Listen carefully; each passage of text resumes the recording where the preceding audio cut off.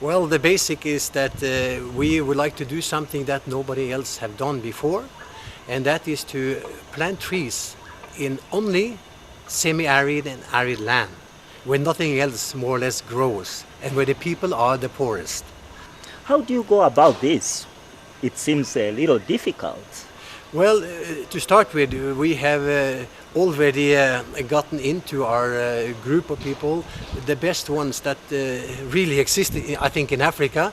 They are Belgian, but they've been in Africa for 30-40 years and done projects on water, sort of capturing water, utilizing water, not to mention planting trees and agriculture here in Africa. You have mentioned about that you go where people are most poor. Why is that so? I was among others, the one that took ISO 9000 quality standards to Uganda in 1994, and I trained roughly 100 companies here to get certified to ISO 9000, so I'm familiar with the business ways of Africa. So we wanted to do something for all the poor people that we found here and that we fell in love with. So we decided that if we're going to do something for the poor people, we have to first and foremost find out who they are. And very quickly we found out that 80% roughly of all the people in Africa, in all the countries more or less, they are the poor farmers. They're small-hold farmers who has nothing to live from because there is too small money income for them. So we said, what can we do to help them? So we took, in fact, an idea from Muhammad Yunus, who started microfinance and who got also the Nobel Peace Prize in that respect, together with his bank, the Graham Bank.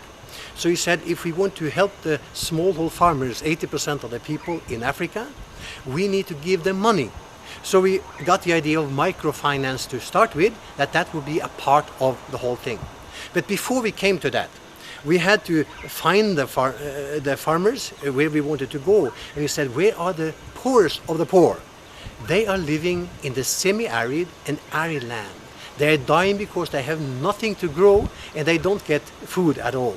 So we said, let's be specializing in tree planting, changing the dry land into green land, and then provide these people with at least the man in the family can get a job at our plantation, so they can get money enough to sustain their life from that. Secondly, we will then microfinance, for example, the lady in the family who does the work in the Shamba here in Africa. On top of that, we cannot look away from the most important of all, that is to educate the children. And since me and my wife, we have run an organization called Child Africa since 1991 on a pure private basis until the last, let's say, 5 years, where we made it an NGO and we started to fundraise money to build schools. We have built 2 schools in Africa, in Uganda here.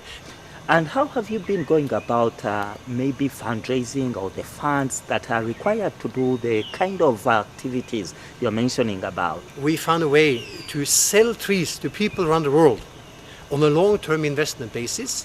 So in fact, we have people who buy trees in Africa and will get returns. They do it because they want to help.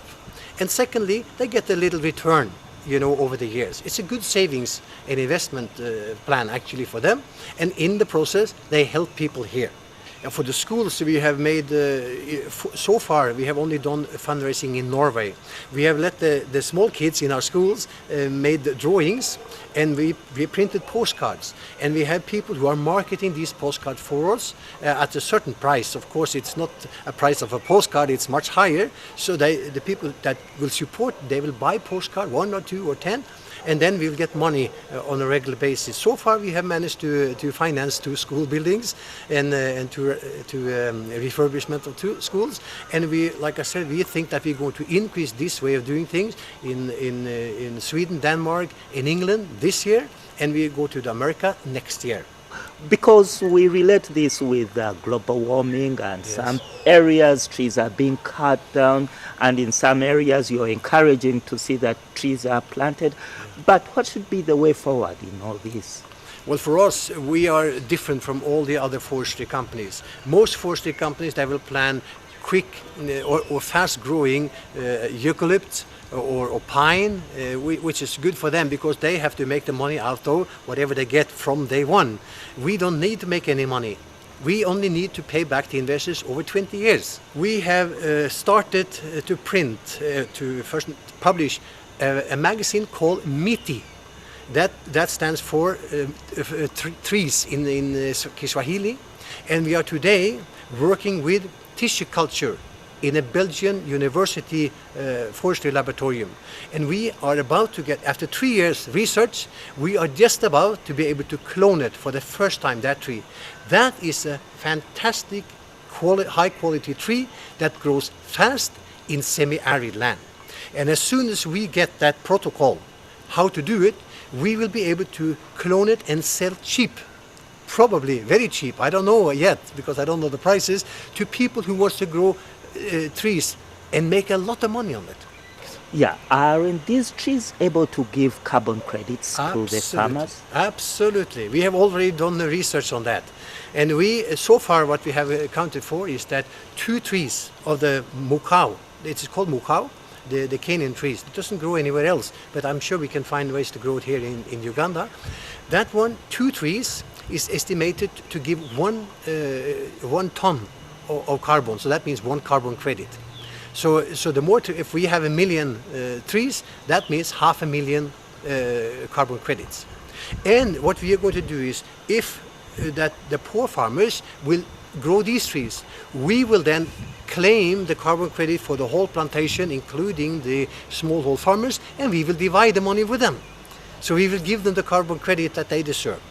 What do you think that you can see Uganda going through in terms of the private sector entrepreneurship?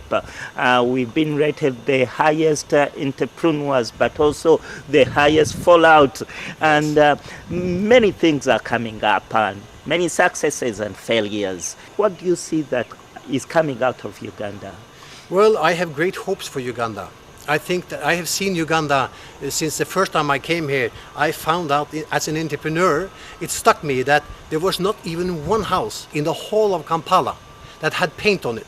So my first idea was to put up a painting factory here. But I didn't do that, and now I think we have, as a consultant, I have helped 3 or 4 paint factories to become certified to ISO 9000. So they are definitely here today. And today you hardly find any house that is not painted. So that was a great entrepreneur possibility in that area. And I think that Uganda, of course, like food processing, I was happy to see, that was one of my ideas 15 years ago, to put up a food processing factory here for canning. Because anything you can get into a can will last for many, many years, and you can export it as you go. So I was happy to see that the canning factory was made here in Uganda. I think it was a couple of weeks ago. I saw an opening on that.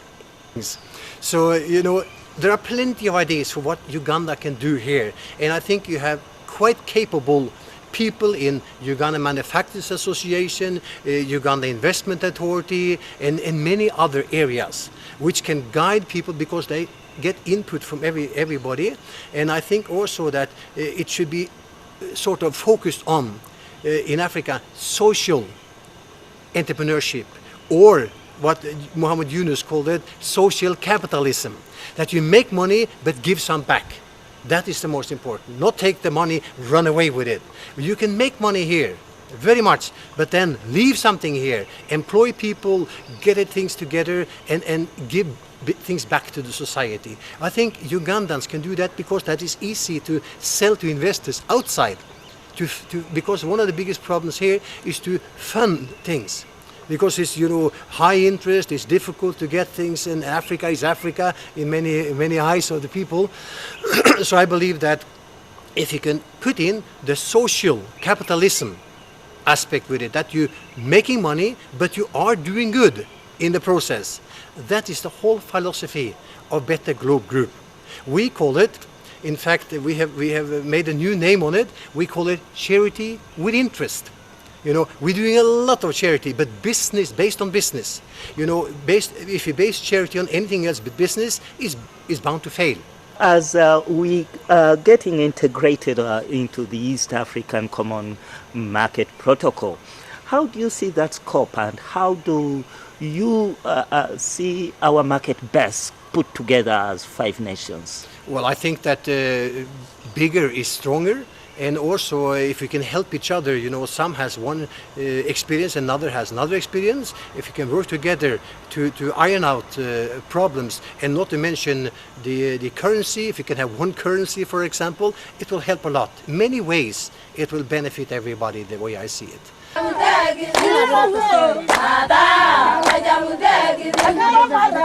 Ada